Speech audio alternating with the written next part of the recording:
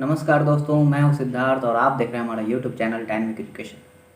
दोस्तों, इस वीडियो में हम बहुत से आपके डाउट्स को क्लियर करने के लिए आए हैं। जी हाँ दोस्तों, आपको बहुत सी परेशानियां रही हैं एडमिशन से रिगार्डिंग।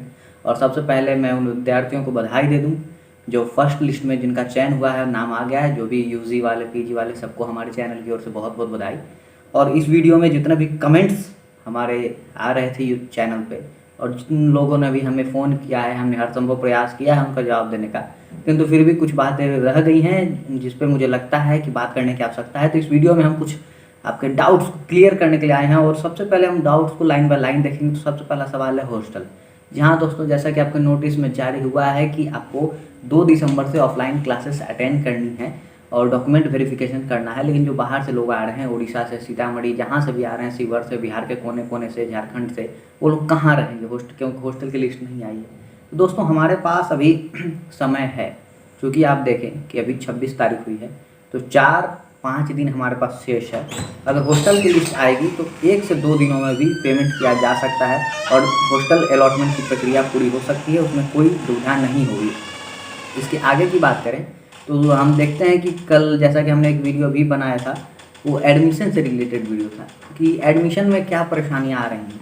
तो दोस्तों, सबसे पहले बात करते हैं कि जो कट ऑफ मार्क्स हैं आपके, तो कट ऑफ मार्क्स के वर्ग पे पहुंचने से सिर्फ आपका नहीं होगा, कट ऑफ पहुंचने पे आपको उससे ऊपर के मार्क्स होने चाहिए। जी हाँ दोस्तों, cut off is a minimum eligibility, यानी कट ऑफ सिर्फ एक मिनिमम मार्क्स है कि आपको कम से कम इतने होने ही चाहिए।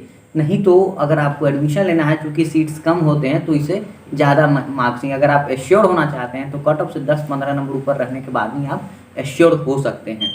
फिर अगर हम बात करें कि कुछ लोग कहते हैं कि मतलब कट ऑफ के जस्ट पास हैं, तो मुश्किल हो सकती है, लेकिन आपको पेमेंट करने में कोई दिक्कत नहीं होगी और दिक्कत करना भी नहीं चाहिए। आप सोचें ना, पेमेंट जरूर करें।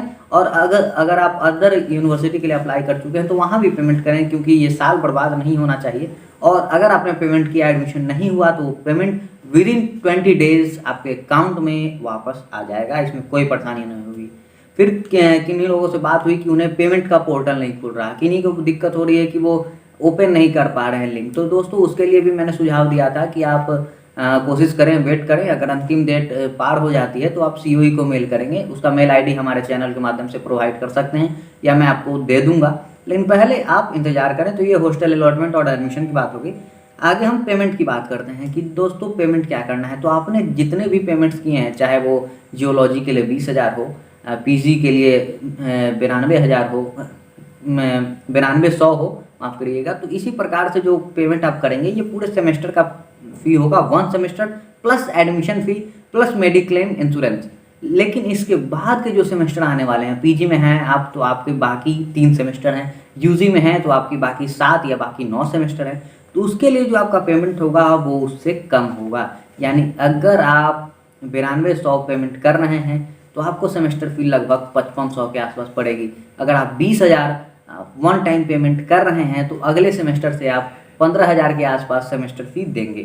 तो ये पेमेंट से रिलेटेड हो गया। दूसरी बात डॉक्यूमेंट वेरिफिकेशन की। कुछ लोगों को परेशानी है कि वो 2 को नहीं आ सकते, टिकट नहीं है या किसी कारणवश नहीं पहुंच पाएंगे, तो उन्हें कोई दिक्कत की बात नहीं है। आप डॉक्यूमेंट वेरिफिकेशन के लिए अगले दिन भी आ सकते हैं। आपके पास मैंने अमूमन मैं अनौपचारिक रूप से ये बात बता रहा हूँ कि आपको 15 से 20 दिनों का समय रहता है किसी भी डॉक्यूमेंट को वेरीफाई करने का, जमा करने का। अगर इन केस आपके माइग्रेशन नहीं आए हैं, रिजल्ट नहीं डिक्लेयर हुआ है, तो आप एक आवेदन परीक्षा नियंत्रक को दे के 1 महीने 2 महीने तक का भी समय ले सकते हैं। लेकिन मैं ये बातें अनौपचारिक रूप से आपको बता रहा हूँ। कोशिश करनी चाहिए कि सारी चीज़ें समय पे हो जाए, लेकिन 1-2 दिन एक्सटेंड होने पे भी कुछ खास दिक्कत नहीं होगी। फिर आगे हम बात करते हैं मेस। जहाँ दोस्तों ये बहुत परेशानी रही है मेस की बात की, आएंगे तो खाना कैसे खाएंगे, कहाँ खाएंगे। दोस्तों, जो भी बच्चों को हॉस्टल अलॉट होगी उनके लिए मेस फी होगा 2600 के आसपास। 2600 मेस फी है पूरे मंथ के लिए। आपको पर डे आपको 4 टाइम मतलब भोजन का समय है, लंच, डिनर, ब्रेकफास्ट और शाम का नाश्ता है, स्नैक्स है। तो रूटीन भी काफ़ी सही है, कोई दिक्कत नहीं होगी। लेकिन बाहर के जो छात्र हैं जिन्हें हॉस्टल नहीं मिलेगी वो कैसे खाएंगे। तो बाहर के छात्रों के लिए दिन में वो 40 रुपये पेमेंट करके भोजन कर सकते हैं। बाहर के छात्रों के लिए टिफ़िन व्यवस्था है, होटल व्यवस्था आदि है। बाकी हम अगले वीडियो में इसी तरह आपका मार्गदर्शन करते रहेंगे। तब तक के लिए लाइक, शेयर और सब्सक्राइब करते रहिए। धन्यवाद।